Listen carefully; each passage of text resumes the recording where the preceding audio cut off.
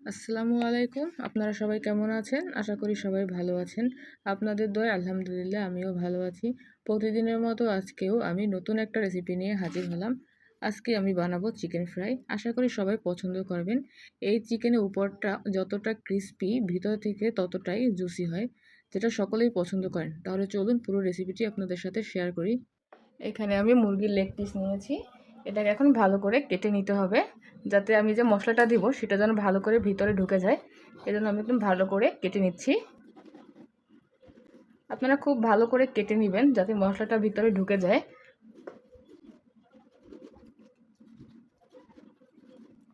আমি এখানে মুরগির লেগ পিস ইউজ করছি, আপনারা চাইলে ব্রেস্ট পিসও ইউজ করতে পারেন।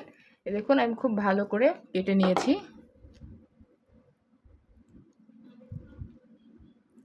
আমি এখন এক এক করে সবগুলো কেটে নিব। এই যে দেখুন আমি এক এক করে সবগুলো কেটে নিয়েছি। আপনারা অবশ্যই খেয়াল রাখবেন যাতে চিকেনের গায়ে একটুকু পানি না লেগে থাকে। আপনারা দরকার পড়লে টিস্যু দিয়ে মুছে নেবেন। এখন আমি এগুলো একটা বোলে তুলে নিব। এটা বোলে তুলে নিয়েছি। এখন দিয়ে দিব লেবুর রস। আপনারা লেবুর রসটা অবশ্যই দেওয়ার চেষ্টা করবেন। লেবুর রসটা দিয়ে যদি ম্যারিনেট করে রেখে দেন তাহলে মাংসটা অনেকটা জুসি হয়। আমি এখন দিয়ে দিব 1 চামচ আদা ও রসুন বাটা, আর দিয়ে দিব স্বাদমতো লবণ। আমি এখানে লবণ অল্প ইউজ করছি, কারণ আমি পরে সয়া সস দিব, সেই সয়া সসে অনেকটা লবণ থাকে, সেজন্য আমি অল্প ইউজ করলাম। এখন এগুলো আমি খুব ভালো করে মিশিয়ে নিব। এটা খুব ভালো করে আপনি হাত দিয়ে মিশাবেন যাতে সবগুলো মাংসের গায়ে ভালো করে লেগে যায়। এরকম হাত দিয়ে ভিতরে ঢুকিয়ে ঢুকিয়ে আপনারা খুব ভালো করে অনেকটা সময় নিয়ে করবেন।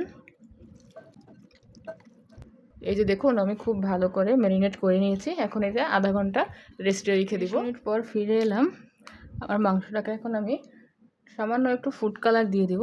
এটা সম্পূর্ণ অপশনাল, এটা আমি দিচ্ছি জাস্ট কালারটার জন্য। আপনারা চাইলে এটা স্কিপ করে দিতে পারেন। আমি এটা ভালো করে মিশিয়ে নিচ্ছি। এই ফুড কালারটা ভালো করে মিশিয়ে নিয়েছি। এখন দিয়ে দিব 1 চামচ মরিচের গুঁড়া, হাফ চামচ জিরার গুঁড়া, দিয়ে দেব 1 চামচ গোলমরিচের গুঁড়া। এখন দিয়ে দেব 3 চামচ ময়দা, আপনারা চাইলে আটাও দিতে পারেন। দিয়ে দিব 1 চামচ কর্নফ্লাওয়ার, আপনারা যদি কর্নফ্লাওয়ার বাসায় না থাকে আপনারা চালের গুঁড়াও দিতে পারেন। দিয়ে দিব 2 টেবিল চামচ সয়া সস, আর দিয়ে দিব টমেটোর সস। এখন এটা হাত দিয়ে খুব ভালো করে মিশিয়ে নিব। এটা মিশানোর সময় অনেকটা সময় নিয়ে করবেন যাতে পুরো মাংসটার গায়ে সব কিছু লেগে যায়। আপনারা চাইলে আগে মশলাটা দিয়ে পরে একটা একটা করে চিকেনও মিশাতে পারেন, যার যেভাবে সুবিধা হয়। আমি এটা ভালো করে মিশিয়ে নিয়েছি। এখন দিয়ে দেব ফ্রেশ টক দই 2 চামচ। এখন এটা খুব ভালো করে আমি মিশিয়ে নিব।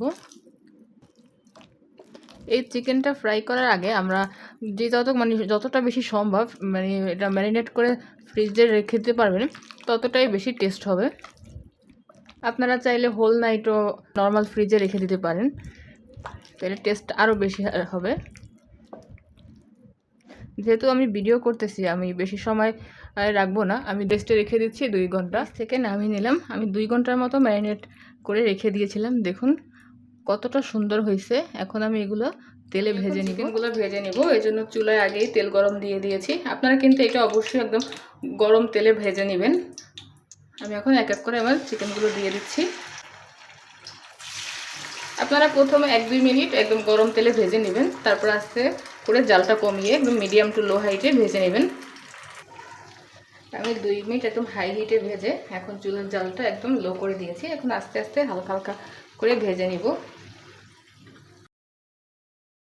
আমার এই পিসটা হালকা হয়ে আসছে, এখন আমি আস্তে করে এটা উল্টে দিব।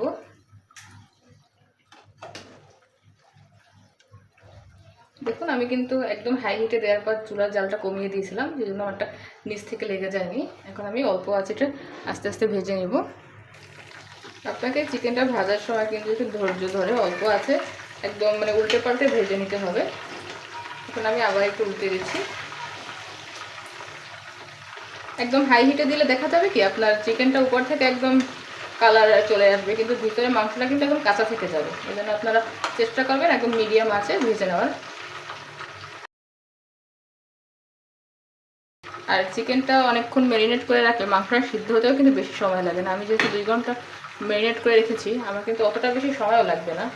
আমার চিকেনগুলো ভাজা হয়ে গেছে, এখন আমি এক এক করে সবগুলো তুলে নেব। দেখুন কালারটা কতটা সুন্দর আসছে।